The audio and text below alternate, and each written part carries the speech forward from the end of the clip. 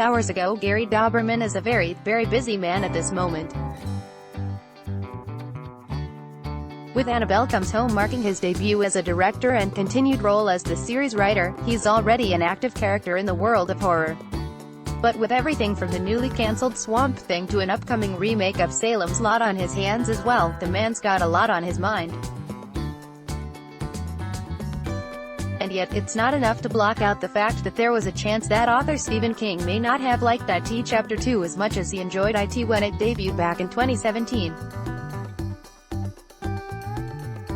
Well, not only has Gary Dauberman found out that King approves of his work, it's given him a great deal of relief, as he expressed in a recent interview. The story of Stephen King and his varying degrees of approval on adaptations of his work do run the gamut. While he wasn't exactly a fan of Stanley Kubrick's The Shining, he's warmed to some interpretations of his work that have stayed pretty faithful, while adding a new dimension to the work being presented.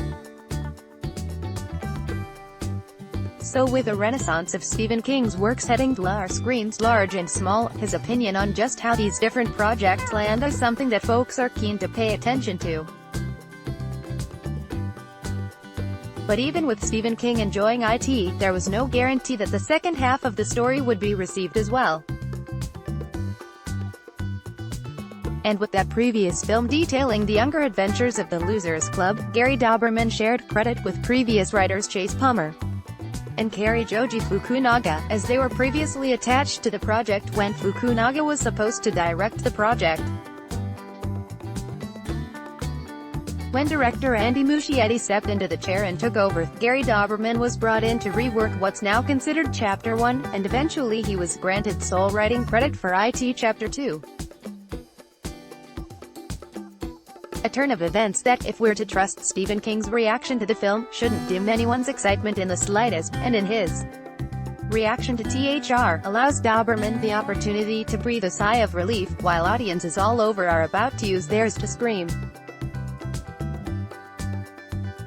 And if the fact that Stephen King had previously expressed his approval for IT Chapter 2 a couple of months ago didn't convince us, his repeated trumpeting of the film's praises while promoting the Dr. Sleep trailer definitely says it all.